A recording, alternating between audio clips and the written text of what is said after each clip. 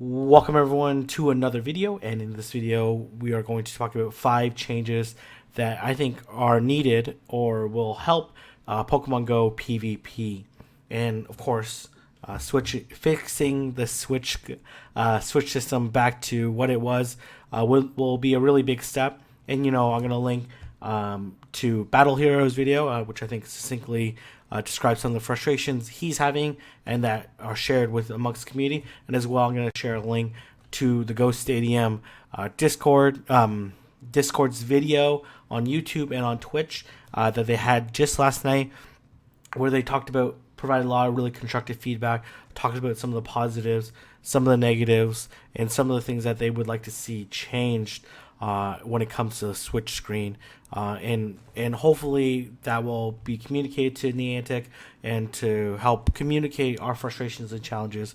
But I want to give it a few more days before I put out a video myself. Plus, there's already been a lot of really great content. So, but I'm supportive in making PvP as best as possible. But anyways, enough of me blabbering. Why don't we go into the 5 things that I think will be really helpful for Pokemon Go's PvP system.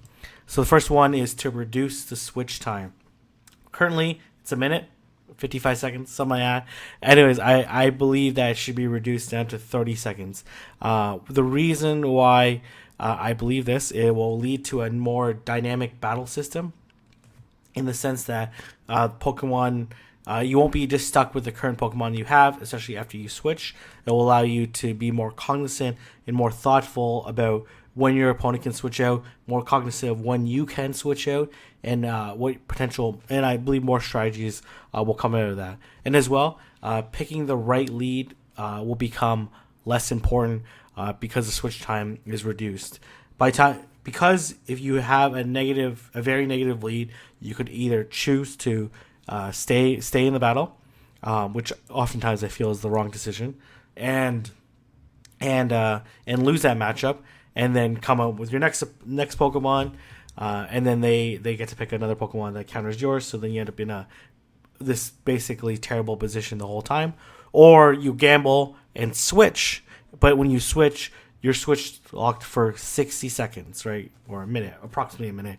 And by the time that minute has elapsed, your Pokemon has been defeated, and you're basically at a pretty big disadvantage.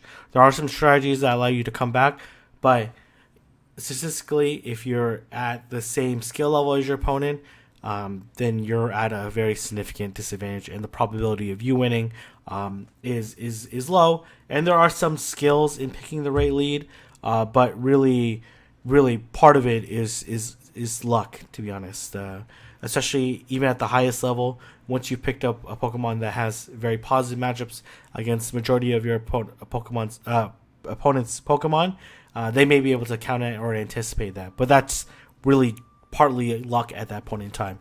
So let's reduce the luck aspect of it. Picking the right lead will still be important, but will reduce the probability and will allow you to have more comeback strategies.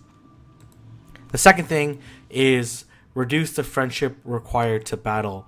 The reason why I feel this is really important is, 30 days is a really long time.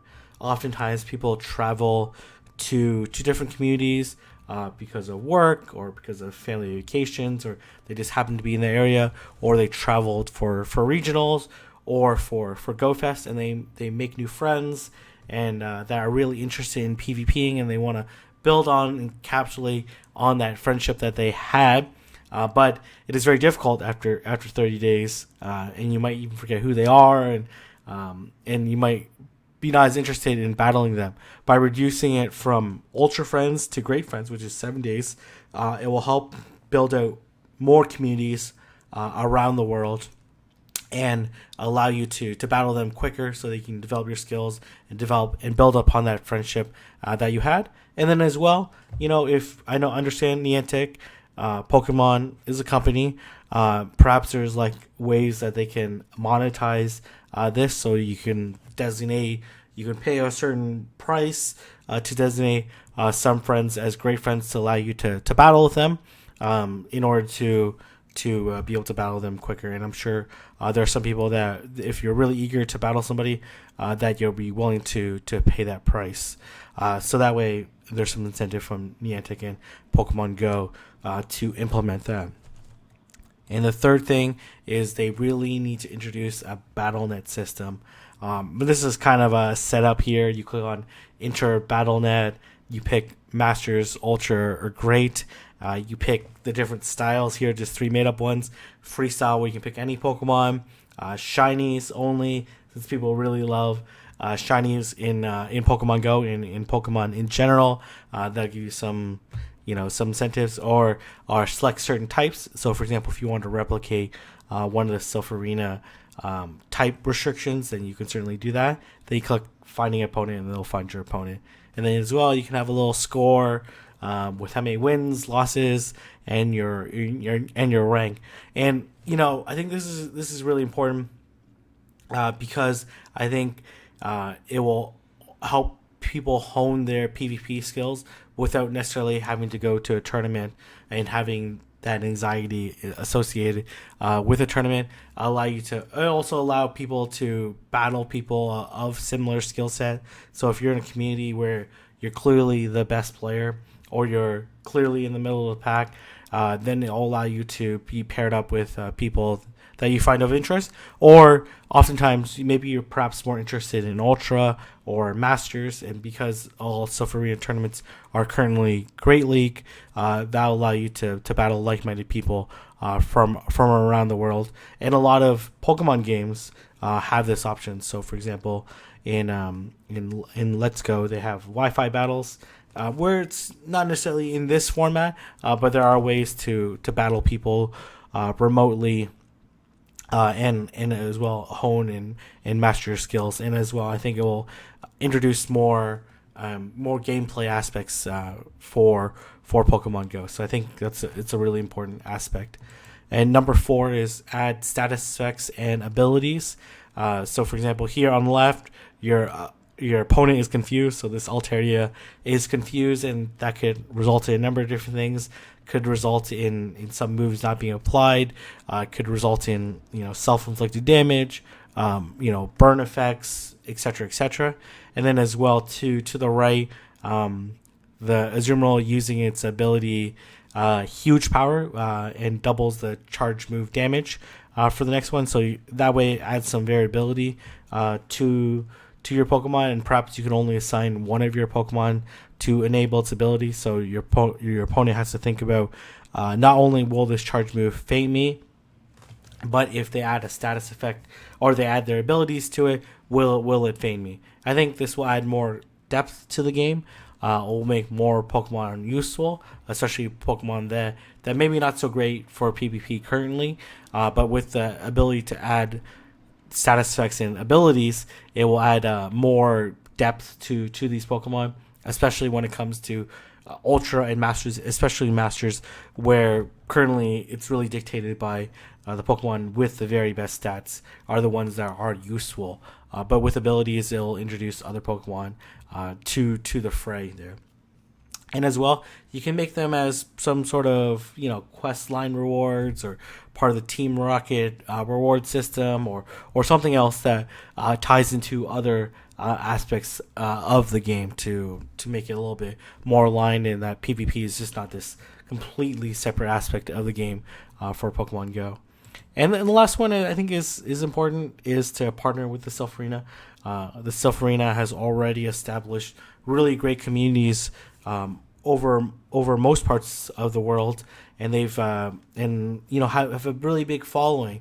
And I think and as well, they have an easy to follow system. And I think Pokemon Go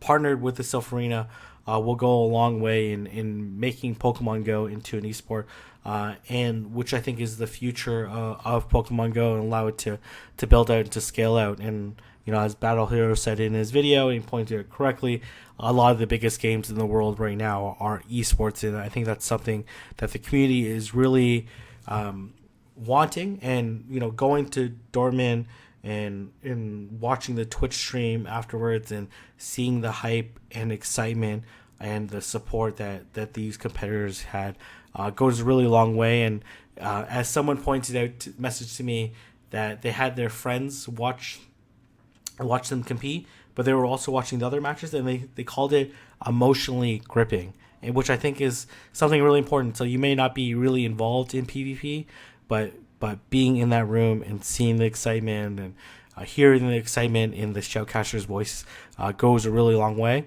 And with Niantic, Pokemon Go, Pokemon Company silph with the Silph Arena, you're looking at a partnership with the support of this really large network, along with Silph Arena's really established buy-in from a lot of these communities and really great system to enable it. And you can imagine, implementing the Battle Arena, BattleNet system along with Silph Arena's systems and rules and established, and keeping the meta fresh is something that I think will go a really long way to helping Pokemon Go continue to be this amazing game and bring people together and have the future be really bright. So I know, really short and quick video.